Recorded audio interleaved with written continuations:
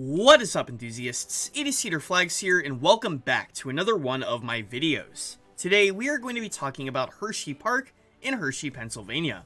A park that has a lot and combines the old classic rides with new modern attractions that rivals some of the best rides on Earth. This park seriously has one of the best coaster collections out of any park I have ever experienced for so many reasons. And it seems like almost every single one of their coasters provides something to the park that no other coaster has.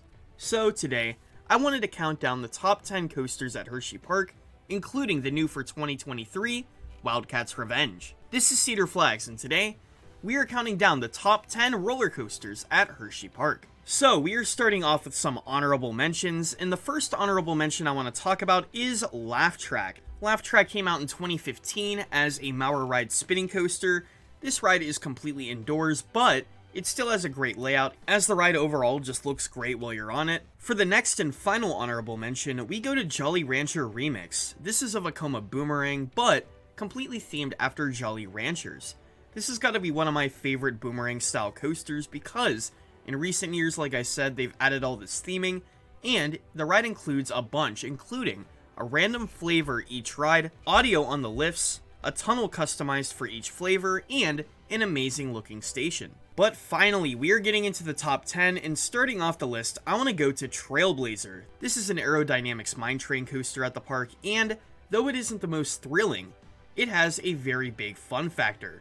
It isn't the fastest, it isn't the most intense, but its ride duration and its interaction with the terrain make it a very fun experience. Overall, this ride looks great, and rides just as good. Alright, going to the number 9 spot, we go to Comet. This is the oldest operating coaster at the park, opening all the way back in the 1940s. With those classic PTC drops and camelbacks, you will be assured that this is going to be a great experience. That first drop under Sky Rush is a very fun one. I always loved how halfway through the ride, it separates from the rest of the layout and goes all the way out into an L shape. I always thought that was cool, and I think it adds to the personality of Comet, and makes this an even more fun and thrilling wooden coaster. This ride also has a lot of historical significance to it, and the fun factor overall is very, very high. Going to the number 8 spot, we have Lightning Racer, which is Hersheypark's dueling GCI wooden coaster. This is located all the way in the back of the park, and it has 2 lift hills like I said. These are 2 separate coasters that duel, but both sides are very similar in strength and layout, so I'm going to be putting them in this one spot. This ride also has a very compact layout for 2 wooden coasters as well, so when you're going throughout that layout, you interact with the track a lot. My favorite part of the ride are probably all the moments that you interact with the other train. You see the other train pass you over and over again, and I think that's a very nice touch to the ride. I don't think it's the most intense of wooden coasters, but it really doesn't have to be when you have that racing factor and a nice, fun layout. Coming into the number 7 spot, we have Super Duper Looper. When Super Duper Looper opened up back in 1976, it was one of the only looping coasters around. And along with this loop, this ride's layout provided many fun elements with great views of the rest of the park. When this ride opened, it was a big deal, as it was one of the only coasters to have a loop. And even nowadays, surrounded by inversions with other coasters, I look forward to getting on this ride and experiencing that vertical loop. It has that retro feel, but it's very well maintained and runs very well. But its old-timey feel, along with its fun elements, just make it a great ride. You start off with that first drop, and eventually go into that circular loop, which just feels great. And then, after that, you meander throughout the park's layout, which is something I love about most of these Schwarzkopf coasters. They don't just end after the inversions, but they meander for a while. That helix at the end is great, going under Great Bear, and it finishes off a great, classic, and enjoyable Schwarzkopf looper that I hope stays at the park for years to come. Right above my number 7 spot, in a literal sense, is my number 6 spot, Great Bear.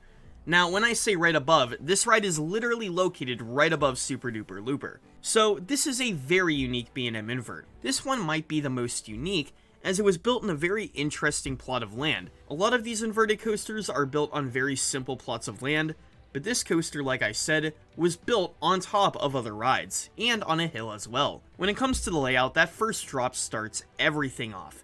It has a left-facing helix and a right turn facing into the drop. It's just a very forceful element, and it prepares you for what's to come.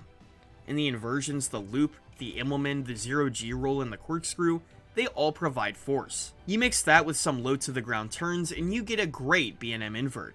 It's not the longest invert, but its intensity and uniqueness make it stand out very much. Coming into the number 5 spot, we have Candemonium. From one B&M to another, we are looking at this B&M hypercoaster that opened up in 2020. This B&M airtime machine is located right at the front of the park, right as you enter, and it looks great. And having an airtime filled B&M Hyper at the number 5 spot really shows how good of a park this is, because even though I put it lower, this is still a great ride. This ride starts off with a great first drop, nice B&M style airtime, and you are going to be feeling that this entire ride. That first camelback is incredible, and after the intense moments I talked about earlier, I really don't think you need the entire ride to be filled with that. This is a very enjoyable ride, it looks great, and I cannot wait to experience its airtime once again when I go to this park once more. Going from B&M to Intamin, to the number 4 spot we have Fahrenheit. This is a very unique Intamin looper and not many have been built like it. This has a vertical lift hill and a beyond vertical drop, and a very compact airtime filled layout afterwards. And the many fast-paced elements on this ride put this high on the list for me, because I have always been such a fan of this ride. That first drop is honestly one of my favorite drops in the park, and honestly out of any coaster I've been on, especially if you're sitting in the back row, you're going to get whipped over that drop and get sent right into the ride's Norwegian loop. This is a great element which provides 2 different inversions, but I think my favorite element of the ride is the airtime hill before the final brake run. Now, this is after a cobra roll and 2 other corkscrews, but the reason I highlight this moment in particular is because it really is a top tier Intamin airtime moment that is similar to other airtime moments on very elite coasters. But speaking of Intamins with inversions, we go to our number 3 spot, which is Stormrunner, another Intamin built in 2004. This is an Intamin hydraulic launch coaster, and like Fahrenheit, it's got some unique features. Like many of the other coasters at the park, you could tell this layout was built specifically for this plot of land. It's fit very snug into the park's layout, and there are paths circling all around it. And every single time I get on this ride, it's better than the last time I got on it. I don't know why, but it just seems like my opinion always changes for the better when I step off of it.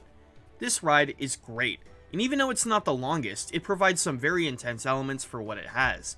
The layout starts with a 0 to 72 mile/hour launch, and it's hydraulic. I love these hydraulic launches, and I love just taking off into that top hat, which has some great airtime as well. The rest of the ride includes some very unique elements, including a cobra loop, a unique inversion with very good positive Gs. Another unique element is the flying snake dive. This has got to be one of my favorite inversions made by Intamin.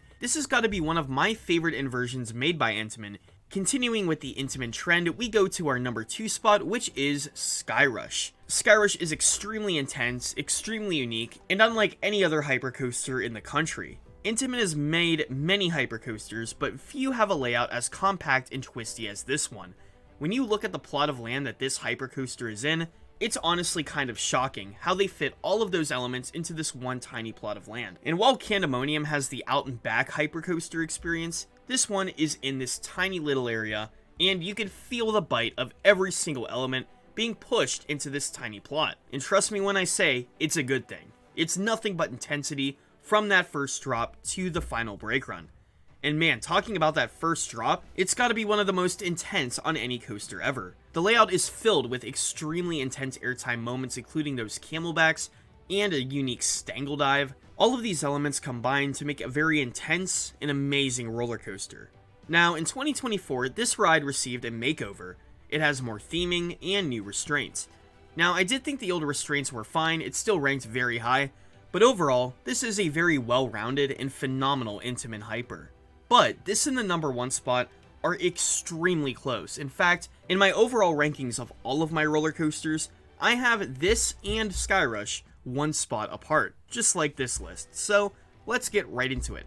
It is Wildcat's Revenge. This is the new for 2023 RMC hybrid coaster that has gotten so many fans to talk about it. I got to ride the original Wildcat in 2020. This was a GCI wooden coaster, actually the first one they made. I liked it, so when it closed, I only hoped for a great replacement and something worthy of replacing such a fun ride. And so, when Wildcat's Revenge opened up, it lived up to those expectations while even exceeding them. Like many other rides at this park, this ride has incredible pacing. And from the beginning to the end of the ride, just like many of the other coasters we mentioned, it does not feel like it slows down at all, which is a great thing because of the elements this ride provides. This RMC has got to be one of the most intense even out of the RMCs I've been on. My favorite element on the ride has got to be that camelback right after the first turnaround. This has got to be one of the most intense RMC airtime moments ever. One of the most intense airtime moments I've experienced on a coaster, period. This element is taken at full speed, and this element is really shown in its full potential. After this, you have 2 wave turns, a 0G stall, and many more airtime moments and inversions. I think my favorite moment of the ride's second half is that second wave turn, as I found it to be very intense as well. This ride, like I said, does not stop until the very end, and with all of those whippy intense transitions, this ride has got to be one of my favorite coasters of all time.